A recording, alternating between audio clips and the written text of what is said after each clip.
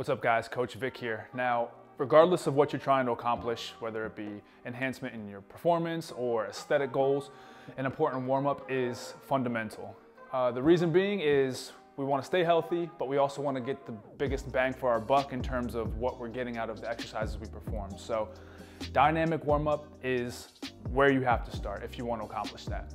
Now, there are four main things you want to focus on during a dynamic warm-up. So the first thing is neuromuscular activation, making sure you're getting your nervous system activated as well as your musculature that you're going to be utilizing in that training session up and running.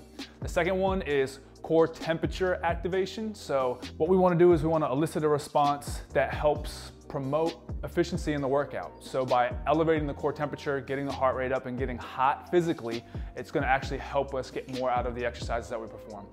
The third one is joint mobilization. So moving the joints around that are going to be used heavily during a workout is important, not only in preparation for the movements themselves, but in an effort to minimize risk of injury. Because if the joints don't move appropriately, then that can have a domino effect of negative consequences. And the fourth one is core musculature activation. Your core is not just your abs, it's your glutes, your hamstrings, your low back, your mid back, your abdominals, your obliques. It's all of these muscles that are responsible for generating force and transmitting it out through the body. So what I mean by core muscular activation is I mean getting your core situated to do its job appropriately so that you don't waste energy during the workout. So let's go ahead and take a look at how we can accomplish all four of those things using just a resistance band as well as our own body weight, specifically for a lower body workout, because I know that the booty workouts and all that stuff is extremely popular right now, and our legs at the end of the day are the things that carry us around everywhere we go, so they need to be tuned up. So let's go ahead and take a look at how we can get ready to rock and roll on those wheels. Okay guys, so this first move is going to be something very standard that most of you are familiar with, but I'm going to show you how to increase the intensity of it just a little bit, because again, we're working on activating that muscle that we're trying to target, but we're also looking at trying to accomplish a couple of other things. We're looking at trying to mobilize the joint, we're looking at trying to elevate the core temperature, so we got to move with some tempo, and we're looking at getting the nervous system as well as the muscles activated. So what we need to do is we need to implement a very standard move, but we just need to put a little tweak on it. And that simple tweak is just going to be the resistance band. Because what that resistance band is going to allow us to do is to increase the intensity and the force that we have to generate just enough that it checks off those boxes that we talked about. So standard move being a reverse lunge, but we're going to add a resistance band to it to really get the glutes, the hamstrings, and the quads fired up, as well as that lower leg in terms of stability, as well as the core musculature in terms of stability as well, guys.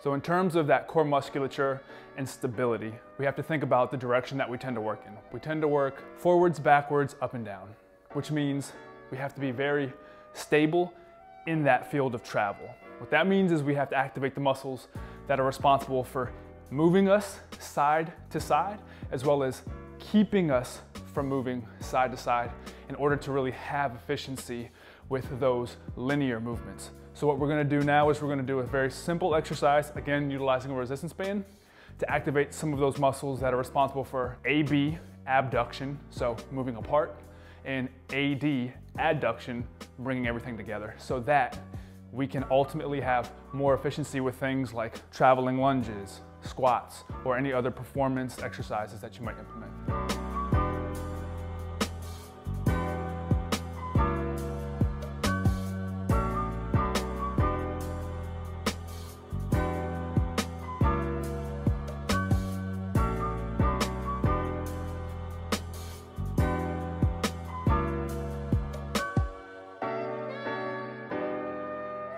So another thing to consider when we're warming up is the idea that we want to focus on each side individually, because when we're doing a compound movement that involves both legs at the same time, acting to generate force on one load, if we have compensations or we have discrepancies in strength or mobility on one side versus the other, we can just compound those, not only for the sake of activating each side so that when we generate force, we can try to do so equally through both sides of our body, promoting better balance, better strength development, so on and so forth. But also because it focuses on that core muscular activation a little bit. This next one is just a unilateral, so single leg resistance band RDL. So it's gonna work on those hams and those glutes.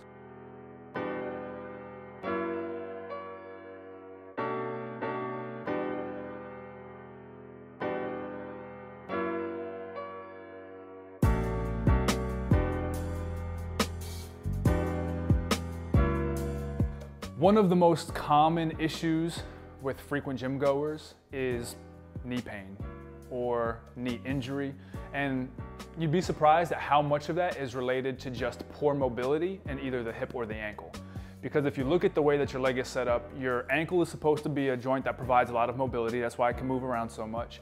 Your knee is supposed to be a stability joint. It's not supposed to have a lot of movement other than flexion and extension. So it's not supposed to twist or bend too much except for, like I said, flexion and extension. And your hip is also one of those mobility joints. That's why that ball and socket is supposed to be able to move around and glide in there. Now what happens is if you have tightness, especially if you work a desk job and you just don't work on these things, or you're stuck in these static positions that aren't ideal for long periods of time, the hip and the ankle can become less mobile, which can lead to a requirement of the knee to provide more mobility, because that's how the body works. It adapts.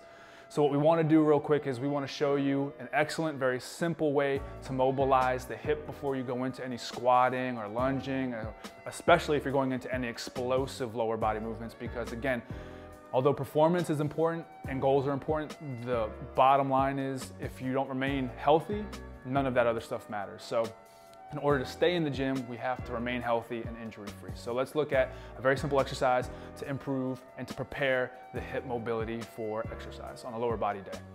So goal is to sit tall. You want to push the knee away, and you want to hug it in. Push the knee away, hug it in. Push the knee away, hug it in. So you repeat that 10 times or so. The goal again is to make sure you kind of keep your torso upright. Some people will try to lean to the side, and that's what you'll see. If people have issue with this one, what they'll do is they'll have to like lean, or you'll see them getting pushed over with it. You want to try to keep your torso up tall. When we talked about core activation in terms of core musculature activation, we talked about the need to put the body in a position to move with efficiency.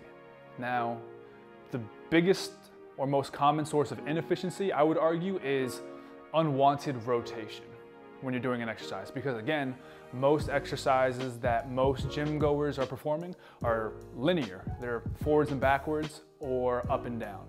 And anything that, as we discussed, deviates from that path of travel, so any sort of twisting or leaning side to side, is counterproductive to maximizing the movement that we're focusing on.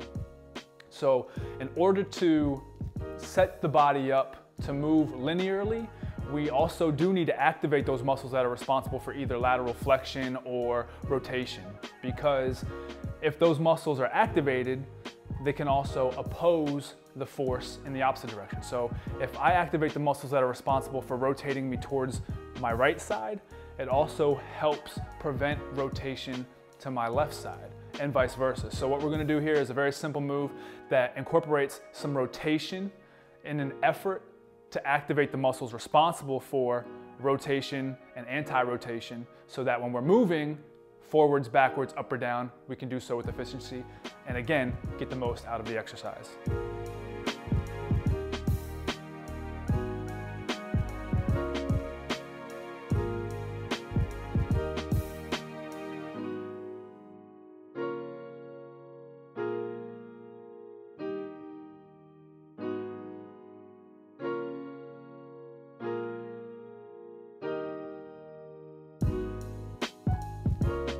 Okay guys, now, just to reiterate one more time, those 4 main focuses during that dynamic warm-up are neuromuscular activation, core temperature elevation.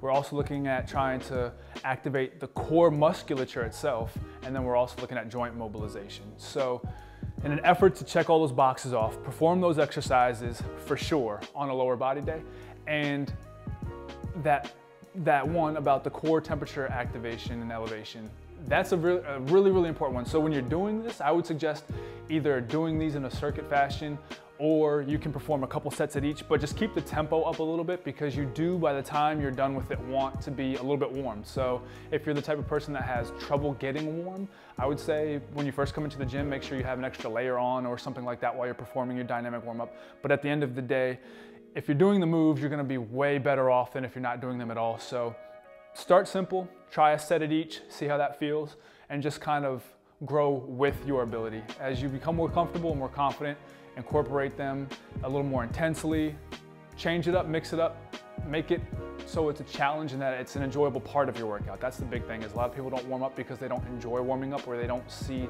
the benefit of warming up, or they think they don't need to warm up.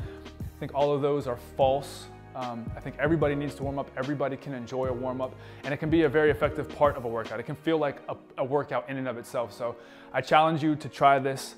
Warm up every single time you're getting ready to do a lower body workout, because it's, at the end of the day, gonna keep you safer, it's gonna keep you healthier and happier, and it's gonna help you achieve your goals a lot more quickly. Guys, until next time, it's Coach Vic signing out.